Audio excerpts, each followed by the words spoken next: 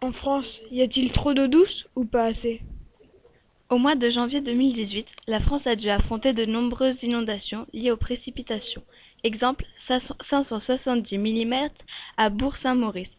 Est-ce pour cela qu'il n'y a pas de sécheresse en France? Réponse non. Il existe en France de nombreuses zones de sécheresse. À qui la faute? Au réchauffement climatique. Mais qu'est-ce que c'est? L'effet de serre est un effet naturel. La Terre est entourée d'une couche d'ozone, CO2, CH4, N2O. La Terre renvoie la chaleur dont elle n'a pas besoin. S'il y a la bonne dose de gaz dans cette couche, elle laisse partir la chaleur. Mais comme les activités humaines produisent de plus en plus de CO2 qui va se stocker dans la couche d'ozone, quand il y a donc de la chaleur, la Terre renvoie ce qu'elle n'a pas besoin en chaleur, mais les gaz la redirigent vers la Terre. Il y a donc plus de chaleur, ce qui provoque des sécheresses. Voici une courbe représentant l'évolution de territoires touchés par la sécheresse en fonction des années. Nous constatons une nette augmentation de la sécheresse. Pourquoi?